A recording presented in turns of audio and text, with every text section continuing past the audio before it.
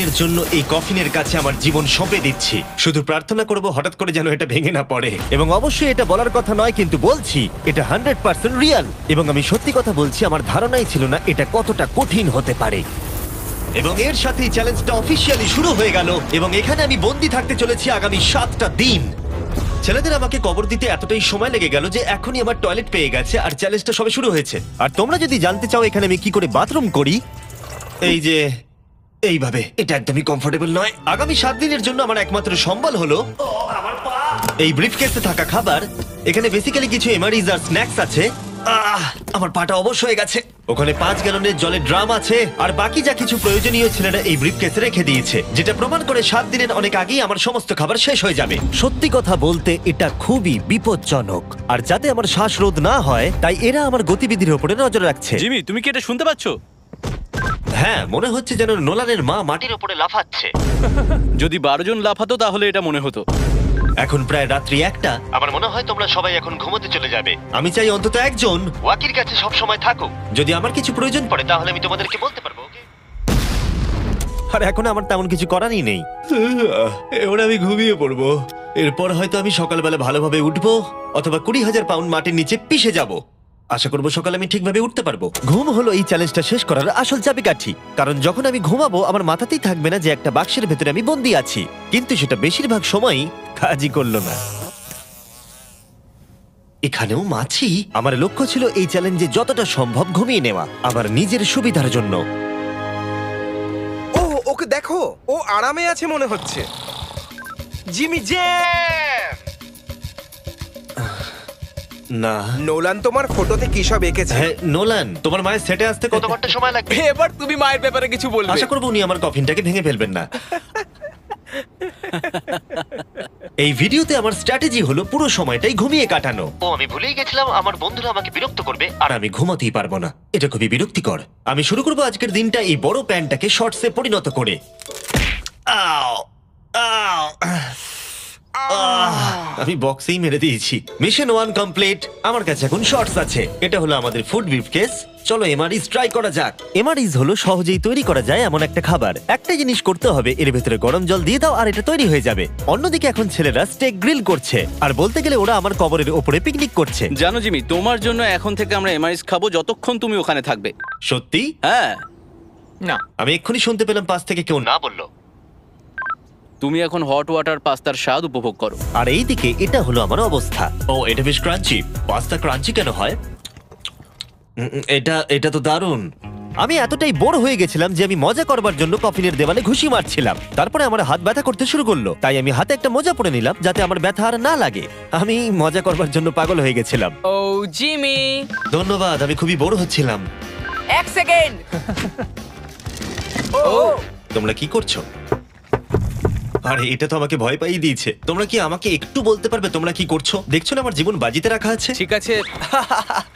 দুর্ভাগ্যবশত ছেলেরা আমাকে কোনো কিছুই বলতে রাজি ছিল না। ওরা যেটা করছিল, একটা পাইপ সোজা কফিনের কাছাকাছি ঢুকিয়ে দিয়েছিল, ভ্যাকিউম দিয়ে মাটিটাকে পরিষ্কার, সরিয়ে দিল, তারপর পরিষ্কার। একটা সার্জিক্যাল ওয়্যার ক্যামেরা ঢুকিয়ে দিল আমাকে দেখার জন্য যে আমি কিরকম অবস্থায় আছি। আস্তে, আমি জানতাম এটাই হবে, জানতাম আমি। এবার ভেতরে যাও। মনে হচ্ছে যেন সার্জারি করছি। এরা কি করছে? আমার পায়ের উপরে একটা মাছি ঘোরাঘুরি করছে। বেরিয়ে যাও এখান থেকে। ভালো করে ধরো এটা। হ্যাঁ, আর একটু নামাও। ও ক্যামেরাটা সরাও। ও আমরা দেখতে পেয়েছি। মজা পেয়েছো? জিমি। Good night Jimmy. আর যখন দ্বিতীয় দিন হতে চলেছিল, বয়েজরা আমাকে ছেড়ে আরভিতে সময় কাটাতে চলে গেল। আর তারপরে আমি কি করব ভেবেই পাচ্ছিলাম না। তাই আমি ভাবলাম সেকেন্ড ব্রিফকেসটা খুলে একবার দেখি যে ভেতরে ছেলেরা কি কি দিয়েছে। ওই দেখো কার্ডটা খুলছে।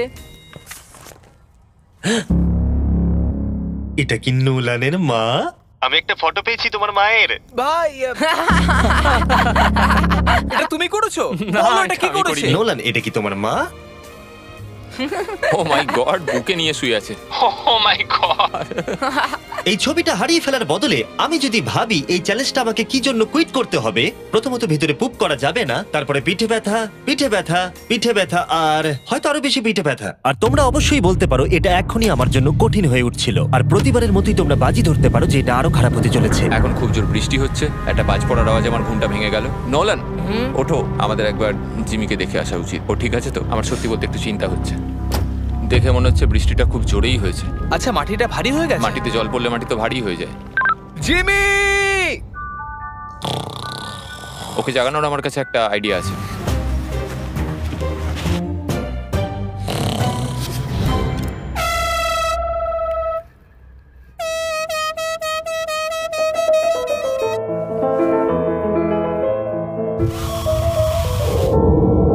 কেউ কি মাটি খুঁড়ছে?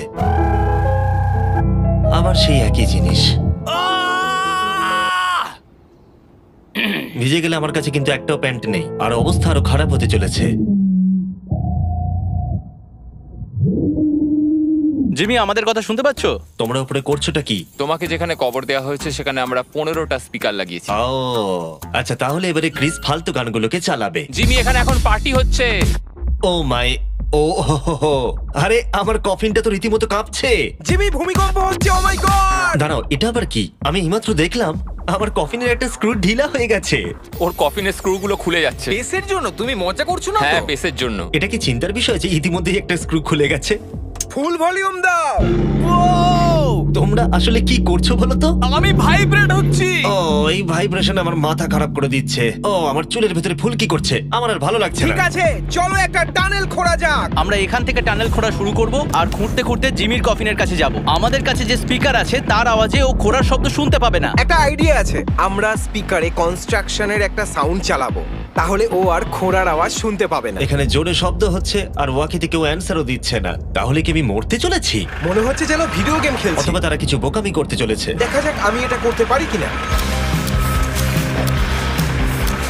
অফিসিয়ালি আমি 50 ঘন্টা পার করে ফেলেছি। গত চ্যালেঞ্জে কাটানো সময়ের থেকে আরো বেশি সময় আমি এবারে কাটাতে চলেছি। আমি ডাক্তারকে প্রমিস করেছিলাম আমি রোজ নড়াচড়া করব যাতে ব্লাড ক্লটস না হয়, কারণ 7 দিনের জন্য সোজা শুয়ে থাকা আপনাকে মেরেও দিতে পারে। আমি এবারে একটা গর্ত খুঁড়বো। ক্রিসের জন্য আমাদের এত কাজ করতে হচ্ছে। আমি বয়েজদের ডাম্বল দিতে বলেছিলাম আর ওরা আমাকে 3 পাউন্ডের ডাম্বল দিয়েছে। ও ও, ও, ও, ও, কি বাজে গন্ধ বেরোচ্ছে।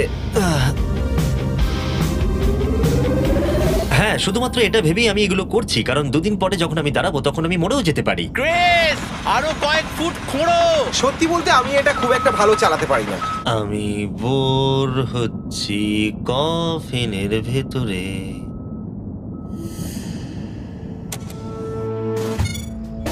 আমরা সারা রাত জেগে এই টানেলটা খোঁড়ার চেষ্টা করেছি, আর ওকে এটা করার জন্য টাকা দিইনি।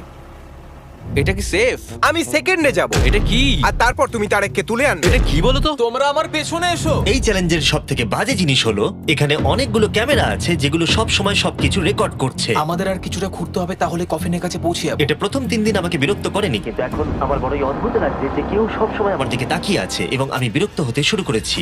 ও, আমরা পৌঁছে গেছি, পৌঁছে গেছি। এই তো দেখা যাচ্ছে। এটা আবার কিসের শব্দ শোনা যাচ্ছে? Hi Jimmy. কি? Hi Jimmy. জিমি, জিমি, তুমি আমাদের দেখতে পাচ্ছ? আমি নোলানের কপাল দেখতে পাচ্ছি। তুমি ওর কপালটাকে মিস করছো। তোমাদের এই সুড়ঙ্গটা খুঁড়তে কতক্ষণ লাগলো? মোটামুটি সারা রাত। জিমি, এটা যে হবে আমি একদমই আশা করিনি। এই নোলান, 1 সেকেন্ড, এই ফটো সম্পর্কে তুমি কি বলবে? কি করলে তুমি আমাকে ওই ছবিটা ফিরিয়ে দেবে বলো? এটাই আমাকে এখানে বাঁচিয়ে রেখেছে। আমি এটা ফেরত নেব কিভাবে? আমি এটা ফ্রেম করবো আর সারা জীবন রেখে দেবো, কিছু মনে করো না। তুমি অনেকদিন ধরে কফিনে বন্দি রয়েছো, তাই দেখোই নি যে চ্যানেলের কি অবস্থা। Yay! আমাদের 200 মিলিয়ন হতে চলেছে। তুমি কফিনের মধ্যে থেকে 200 মিলিয়ন সাবস্ক্রাইবার হিট করবে। এটা লাইভ দেখতে পারলে ভালো লাগতো। আমিও বন্ধু। নোলান তোমার জন্য একটা সারপ্রাইজ রেডি করেছে। আমরা এই ফেস্টিভ্যালস বারটাকে কফিনে আটকে দেবো। ওরে বাপরে, কি গরম। এটাই কি নতুন ফেস্টিভ্যাল বার? এই, আমার বন্ধুরা কিন্তু এটার জন্য ভালো মার্কেটিং করেছে। এবার প্রত্যেকটা টাইম ল্যাপসে ফেস্টিভ্যালকে দেখা যাবে। আশা করবো কালকের দিনটা সহজ হবে। বড় অদ্ভুত লাগছে, যেন মনে হচ্ছে আমি খুবই ক্লান্ত, কিন্তু কোনো একটা কারণে আমি ঘুমোতেই পারছি না। আমি জানি না কেন এর আগে এরকম হয়নি। আমি কেন কাঁদছি জানি না। ওকে, এটা অফিসিয়ালি ডে 5, আর 2 দিন এই দুঃস্বপ্নের মধ্যে কাটাতে হবে। আমার মনে হয় না কোনো মানুষ সোজা শুয়ে থাকতে পারবে 5 দিন ধরে। আমি অভিনয় করছি যেন আমার কিচ্ছু হয়নি। আমরা প্রায় করেই ফেলেছি। জিমি, আমাদের কাছে পেন্টবল গান আছে আর আমরা তোমার টম স্টোনে শুট করব। এটা বেশ মজার, আমিও কি করতে পারি?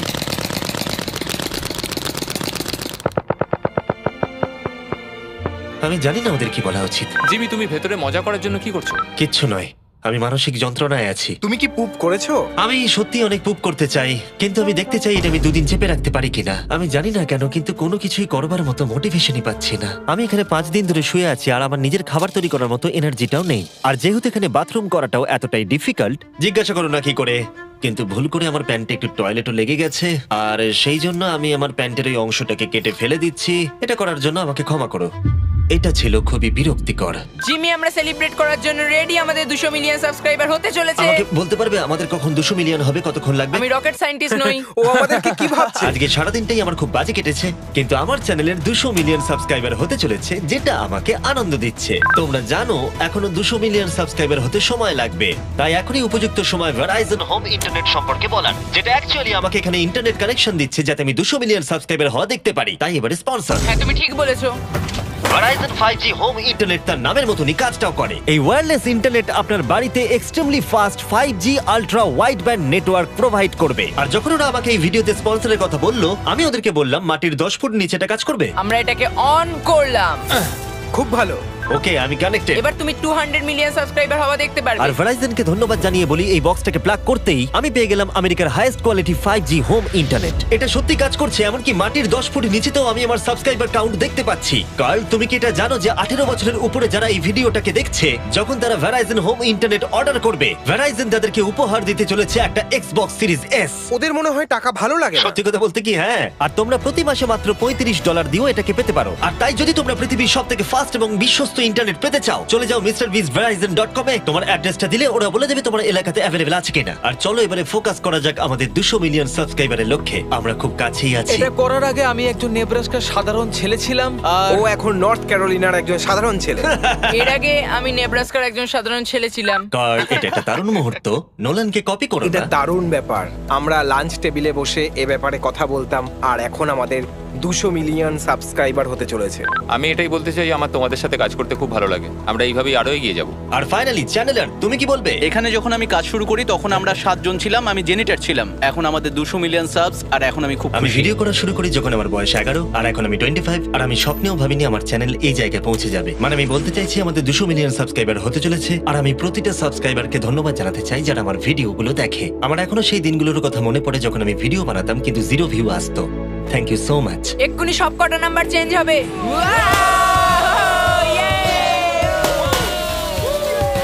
আমরা করে দেখিয়েছি। আমার মনে হচ্ছে এখন সময় হয়ে গেছে নেটওয়ার্ক আনপ্লাগ করার। এই দাঁড়াও দাঁড়াও, আমি আমার গার্লফ্রেন্ডকে কল করার একটা চান্সও পাইনি। হ্যাঁ, দেবো দাঁড়াও। ঠিক আছে, আমরা এখানে দাঁড়িয়ে আছি, হ্যাঁ। তুমি কল করে নাও। ভাই কেন করছো? আরেকবার প্লাগ করে দাও। আমি শুধু 2 মিনিট চাই যাতে আমার গার্লফ্রেন্ড জানতে পারে যে আমি বেঁচে আছি। চলো খেতে যাই। ঠিক আছে।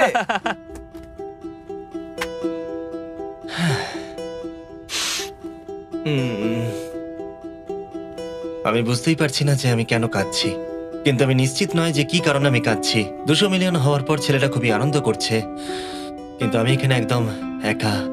আমি এখানে বন্দী হয়ে রয়েছি। 5টা দিন কেটে গেছে, 5টা দিন এই কফিনের ভেতরে একলা।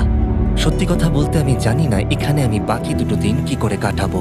আমার সমস্ত উৎসাহ দ্রুত শেষ হয়ে আসছে। হ্যালো জিমি, কি করছো তুমি? ও কিছু বললো না, ও বেঁচে আছে তো? নোলান, তোমাকে ধন্যবাদ জানাই, তুমি দেখছো যে আমি বেঁচে আছি কিনা। তুমি কিন্তু ওখানে এখন ঠিক আছে তো? আর জিমির মনে হয় এখন আর কিছু ভালো লাগছে না। এখনো একদিন কাটাতে হবে, আর ও খুব ভেঙে পড়েছে। আমি সবটুকু দিয়ে তোমাদের সাথে কথা বলছি কন্টেন্টটা ভালো করতে, কিন্তু সত্যি কথা বলতে কথা বলার এতটুকু এনার্জিও নেই।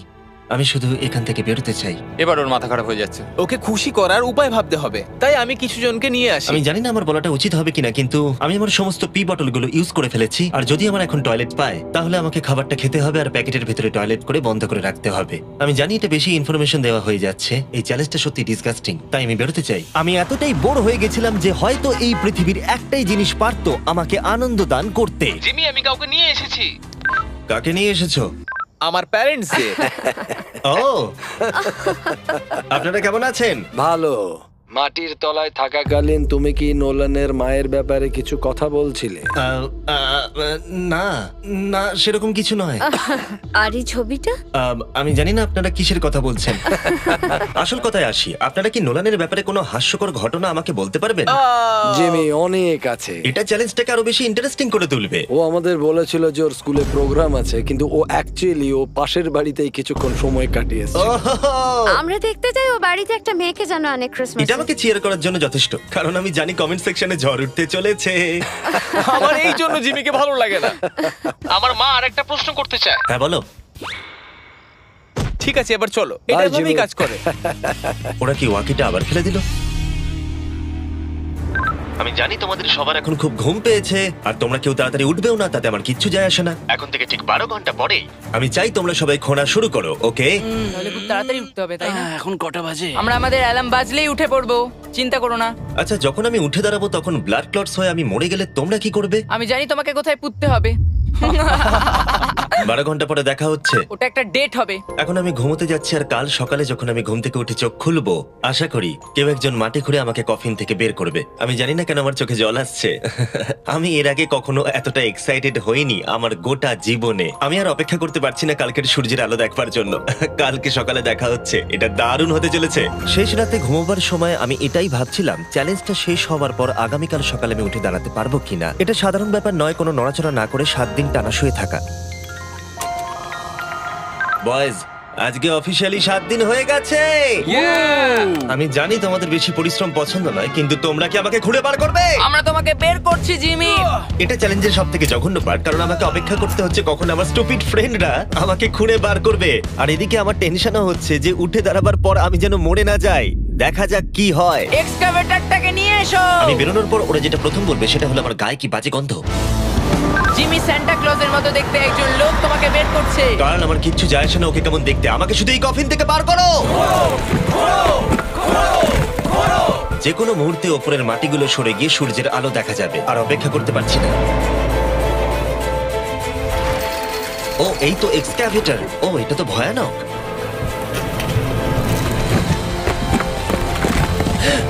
আমি সূর্যের আলো দেখতে পাচ্ছি।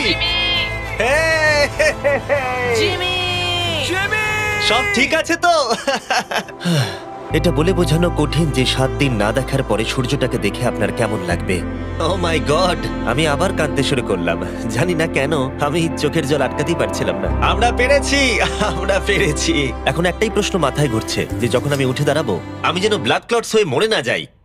সেটা আর কিছুক্ষণ পরেই দেখা যাবে। জিমি, তুমি তৈরি? আমার উপরে ফেলো না। ও, ওখান থেকে কি গন্ধ বেরোচ্ছে? আমি জানতাম তোমরা এটা বলবে। এটা আমি একটু আগেই বলেছি। আগামী দেখি ব্লাড ক্লট হয়ে মরে যাচ্ছে কিনা, তারপরে সেলিব্রেট করো। দাঁড়াও, একটুখানি বসো। আরে দাঁড়াও দাঁড়াও দাঁড়াও দাঁড়াও, ডাক্তারকে নিচে এসে একবার দেখতে দাও। তোমার কি নার্ভাস বা ক্লান্ত লাগছে? না, তেমন কিছু নয়। ব্যাস, তাহলে আর কোনো চিন্তা নেই, সব ঠিক আছে। সপ্তাহে প্রথমবার দাঁড়াচ্ছি। ও মাই গড, আমার পাটা তো কাঁপছে। ও, আমি মরে যাইনি। এই তো, খুব ভালো। আমি ঠিক আছি। আমার মনে হচ্ছে আমার মাথায় রক্ত উঠে গেছে। এটা কিন্তু বলতে গেলে দারুণ অভিজ্ঞতা। কিন্তু আসল সারপ্রাইজ অপেক্ষা করছিল উপরে উঠে আসার পরে। ও ওয়াও, এখানে তো অনেক লোক। 7 দিন পরে ফাইনালি আমি আমার চ্যানেলের 200 মিলিয়ন সাবস্ক্রাইবার হওয়া সেলিব্রেট করতে পারলাম, সেটাও ঠিকঠাক এটা ভাবে। 200 মিলিয়ন সাবস্ক্রাইবারের সেলিব্রেশন, ভাই। তাহলে তোমরা সবাই আমার আন্ডারওয়্যার দেখে নিলে। ভিডিওটা আমি এবারে শেষ করব, আর প্রতিবারের মতোই বিস্ফোরণ দিয়ে এটা শেষ করছি।